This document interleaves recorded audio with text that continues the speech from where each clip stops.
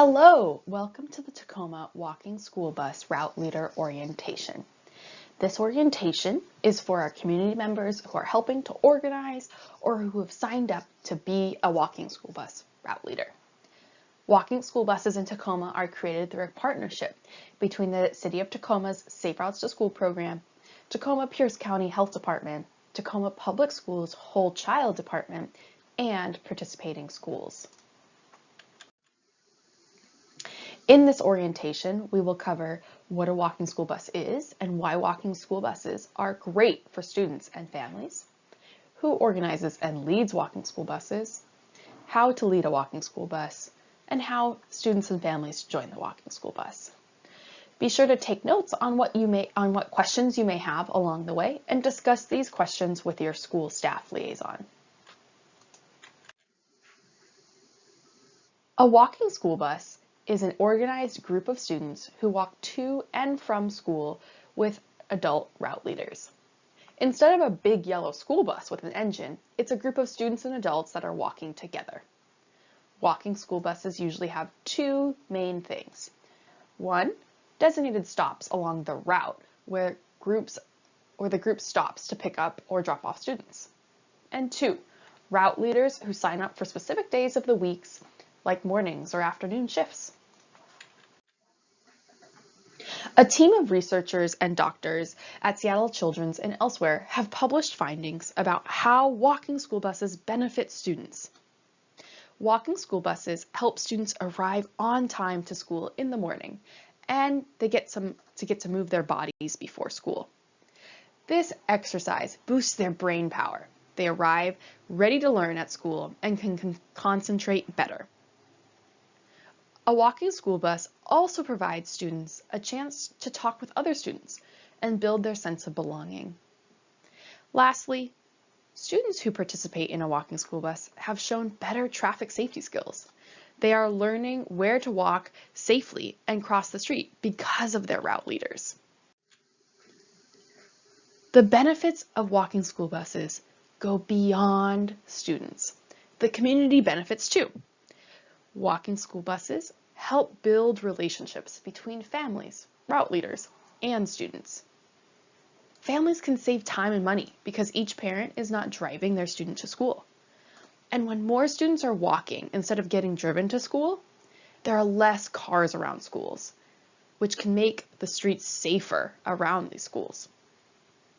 Lastly, when neighbors see more students out walking together safely, it can build a sense of community and care. It takes a team to have a successful walking school bus. First, there are the route leaders. These are the adults that walk with the students on specific days of the week. It's also important to have alternates or backup route leaders in case the route leader scheduled for that day has an emergency. We recommend having 2 route leaders scheduled each day and 1 or 2 backups for any day that the walking school bus operates. Route leaders communicate directly with a school staff liaison who helps coordinate the walking school bus.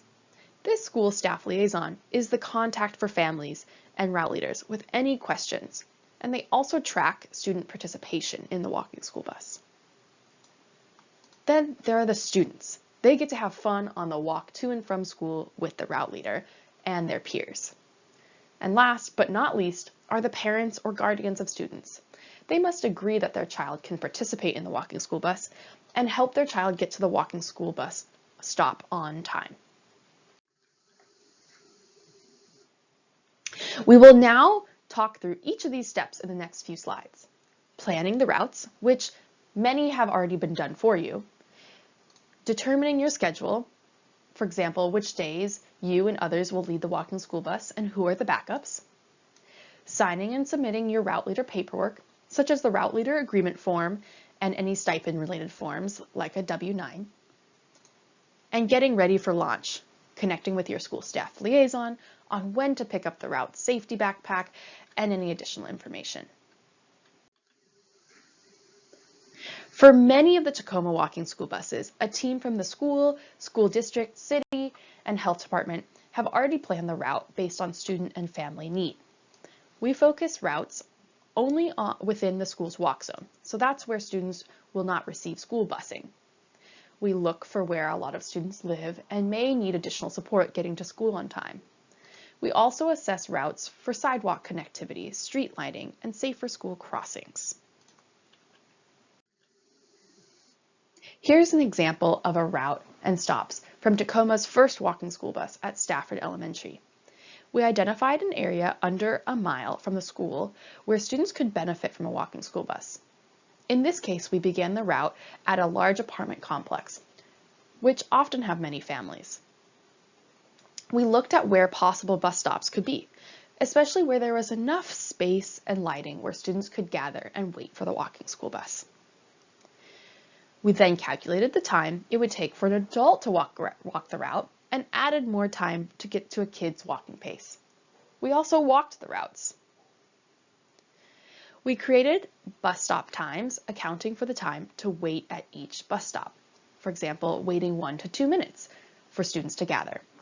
And we wanted to make sure that the walking school bus would still arrive at school on time. Now that we covered ways to plan a route, let's talk about scheduling a walking school bus and the route leaders. The success of the walking school bus relies on teamwork and, most importantly, you as the route leader. First, determine how often the school bus will run. The walking school bus will run. Is it every morning and every afternoon? Maybe just mornings. Maybe just specific days of the week. For most of Tacoma walking school buses, we have determined they are most successful when they run consistently every day. Talk with your school staff liaison for any questions on when the walking school bus runs for your school. Then you, a route leader, sign up for the mornings and afternoons that you can lead the walking school bus. For example, will you lead it every morning? Perhaps you can only do it on Monday and Wednesday afternoons. What's most important is that you are consistent. Walking school buses are most successful when students can rely on the walking school bus to get them to and from school safely. With this information, the school staff liaison will create a schedule, listing out which 2 route leaders can lead which shifts and which backups are available for those days. Remember, a backup route leader is there in case one of the scheduled route leaders has an emergency. Once you have the schedule and route leaders set, we recommend creating a group chat or text with all the route leaders.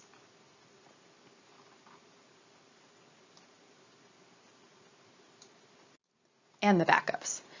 That way, everyone can pitch in when needed and communicate about good things happening or issues you want to discuss. Last, create a way for parents of the participating students to communicate with the walking school bus. It may work best for your team if the school staff liaison receives these communications and shares back with the walking school bus leaders using that leader chat created.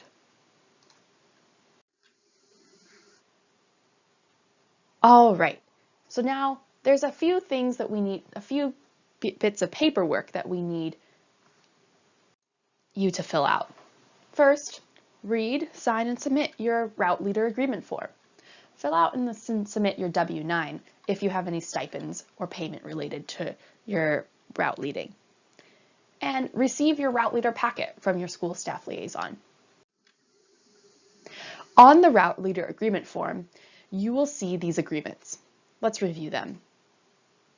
As a walking school bus volunteer, I commit to assisting students to walk and roll to school and or from school.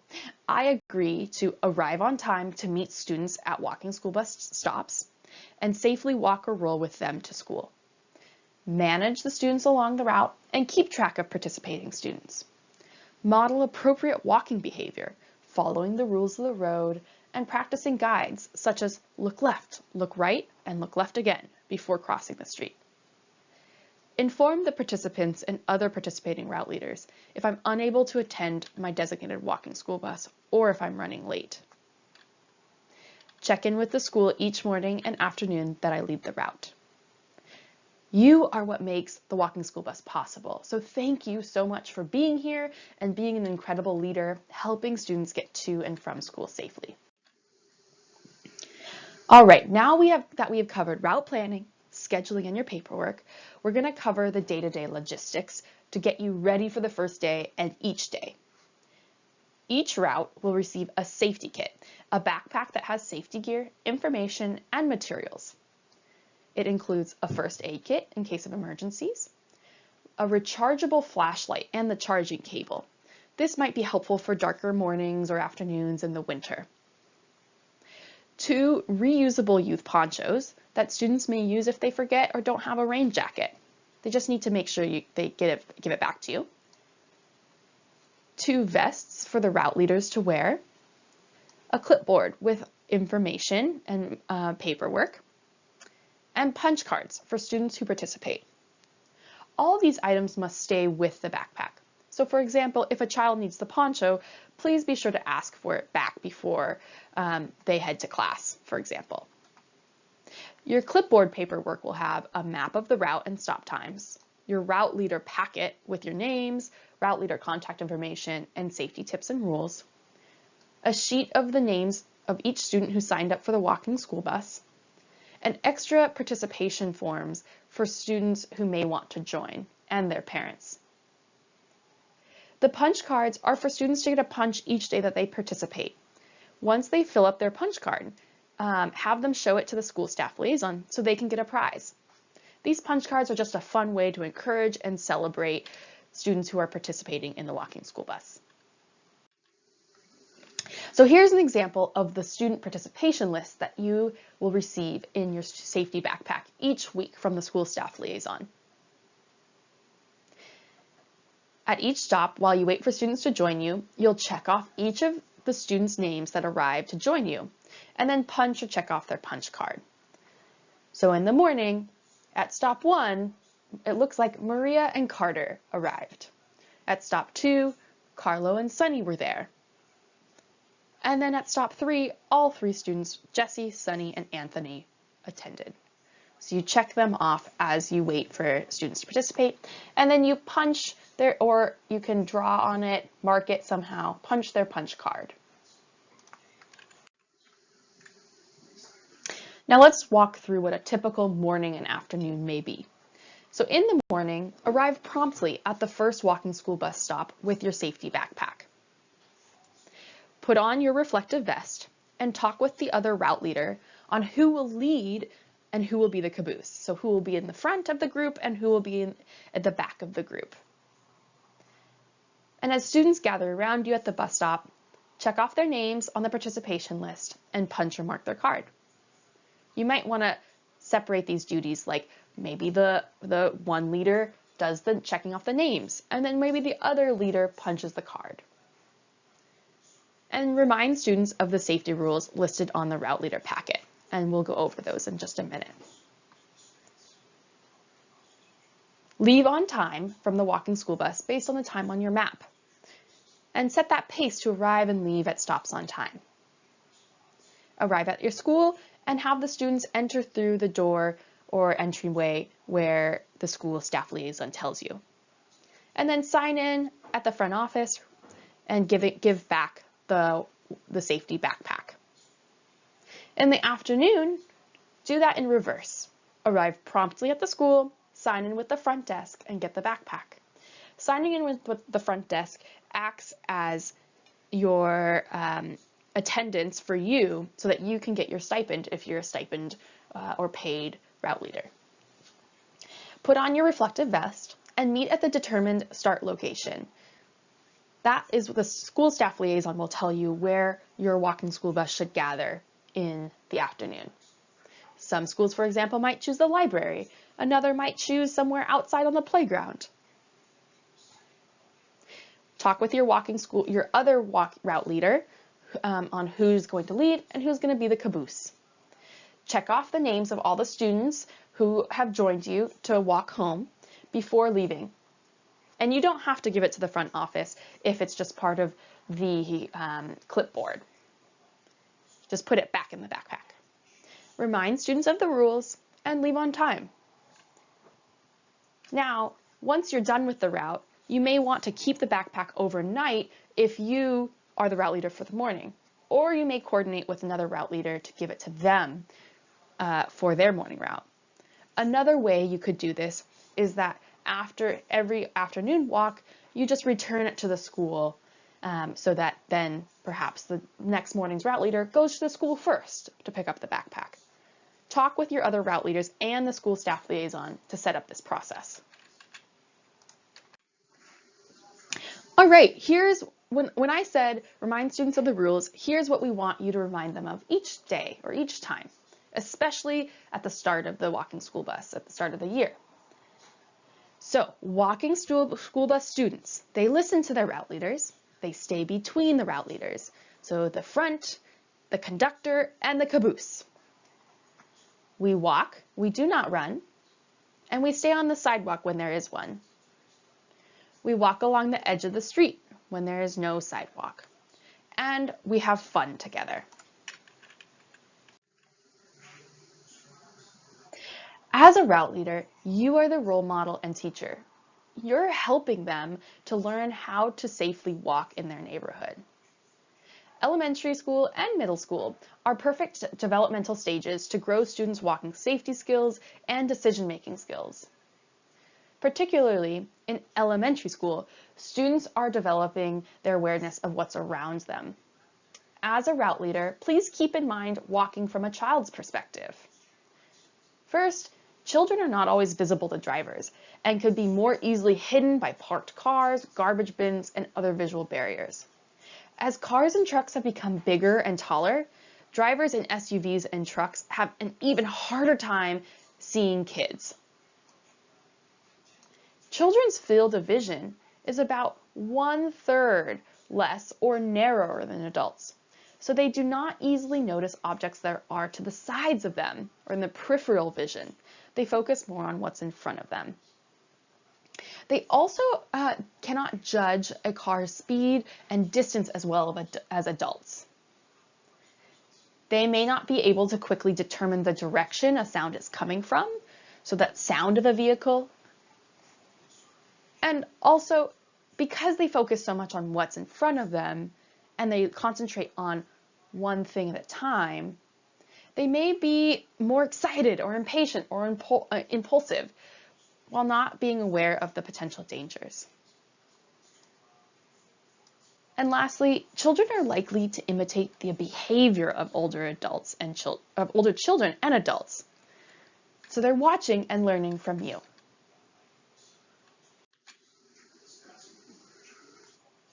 All right, so now let's go through some FAQs, some questions, answers for some of your logistics. So what happens if a route leader can't join on their scheduled day? We ask that route leaders reach out to the alternates and the school staff liaison as soon as possible to ask for coverage. And call the school if no alternate is available to ask for support. We recommend having that chat or message chain to help facilitate these conversations. And ultimately, the walking school bus may be canceled, right? So if there's only one route leader and maybe only one student participating, that walking school bus will be canceled. And then the school staff liaison will need to call and text the families participating as soon as possible. And so how do we want to set up communications with student families? So first, communicate that students are expected to arrive at the bus stop on time, and the walking school bus may leave without them. That's something to consistently communicate, just like a school bus, right? But otherwise, communicating with them in case of emergencies or if it's canceled, etc. We recommend that the school staff is the communicator with all walking school bus families. But you all can discuss amongst yourself with the school staff if the walking school bus route leaders want to lead that communication. So perhaps there's a designated text chain or chat or WhatsApp, something like that, where all the school bus families, participating families, are a part of. And maybe you text in the morning, hey, the first walking school bus is leaving its first stop, and then the afternoon when it's leaving school. But you coordinate, please, with your school staff liaison on how that will or will not work for you. And then also having the contact information for each kid if there's a specific kid concern, calling and texting that parent is important too. Again, maybe it's the school staff liaison that does that. Set up a system that works for your walking school bus. All right, so given that kids are learning from you and watching you, how do you cross the street safely? First, it can be different with a larger group of students, right? So we want to wait on the sidewalk about 3 feet back from the edge or the curb until the group is all together. Remember to listen for traffic sounds and look for traffic, and wait until drivers stop or pass. We never want to assume people driving will stop, and we don't want to try and stop the traffic. Communicate between the leaders and all your students before you're going to cross. Okay, we're going to cross. It looks like it's going to be clear. And then while crossing, oh, let's continue crossing all together. Then we want to regroup on the other side of the street once everyone has crossed before you continue walking. But what if there's no sidewalk along the route? We want to walk facing oncoming traffic, and that's so you can see the cars clearly and they can see you directly, instead of cars coming up behind you and the students. Going back to crossing the street safely, for your younger students, there's a great rhyme and little dance. And this is to remind them of, hey, how do you help make decisions to safely cross the street? Well, we stop every time at the edge of the street. I'm up here at this poem over here, the Pedestrian Crossing poem or rhyme. So we stop every time at the edge of the street. We use your head before your feet. Make sure you hear every sound. Look left, look right, and look all around. So this poem is included in your route leader packet that the staff liaison will provide you, and that's in your clipboard, just in case you want to continue to review it with your students. What happens if a student is injured along the route? Well, we first want to assess that injury for emergency, and if it is an emergency, call 911. For minor scrapes, bruises, things like that, we have the first aid kit in that backpack. Use that kit if it's needed.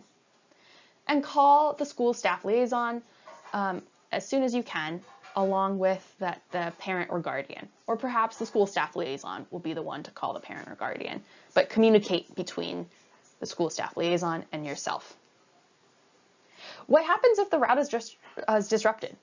We ask that you use your best judgment to find an available route to school. But please do call that school staff liaison to let them know the situation, and perhaps they will then text or call parents with an update. And we want you to have great conversations with students along the route. And sometimes students may open up and share something concerning, perhaps about their home or school life or relationships. If that's true, if that does happen, thank them for sharing something hard with you. And then talk to the school counselors after dropping the student off so that it's the school counselor that can help address that. Lastly, it's gonna be fun. The walking school bus is awesome. When other students see groups of students walking together, they might want to join. And perhaps they're not signed up for the walking school bus. So if they do join, just remind them all participants need a signed student agreement and parent or guardian agreement. So students get one free pass or one time to walk with the walking school bus without having that form. Just write their name down on that participation list that they joined, but they weren't on that list, and check them off. And make sure to send them home with the student and parent agreement forms for future signups, and tell them to return it to the school staff liaison if they wish to join. So these two, the participant agreement form and the parent and guardian consent form, those will be in your clipboard packet. just as extras in case students want to join you.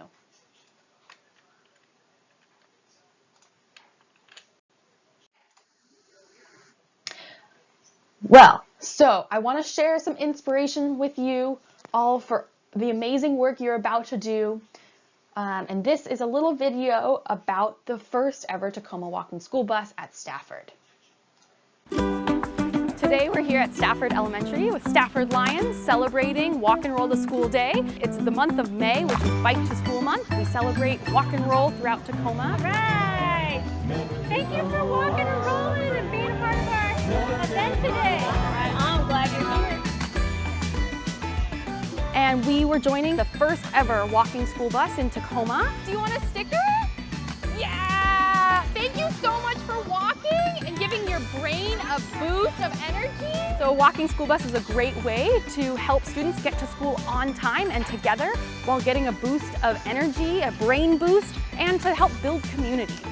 You have walking route leaders who are adults that are walking with students, so you're building community, you're meeting other parents, and that they are arriving to school together without a car. It's one less vehicle, one less thing creating traffic around schools. We're trying to get them active before school and after school, which is what the Walk and Roll School program is all about. We're also trying to get kids physically active during the school day, so getting them more active during recess and within the classrooms. What's the hardest part of walking? Is when you walk for a long time and your legs get really tired. It was pretty good. Dogs barked at me when I passed by. The walking school buses that we're piloting, it's a big partnership with the city's Safe Routes to School program, the Whole Child, TPS's Whole Child, and the health department. I had a lot of fun handing out snacks and stickers. You know, kids love that kind of stuff, and to see a smile on their face, especially early in the morning, it really warms my heart. And being able to talk with them about anything that they have issues with, or even just like what they're happy about. You know, it's really fun to talk with the kids. I'm excited and looking forward to additional partnerships in the future. My favorite thing would probably be just seeing the excitement and the independence grow for students when they learn how to bike or when they are learning how to navigate their environment by walking.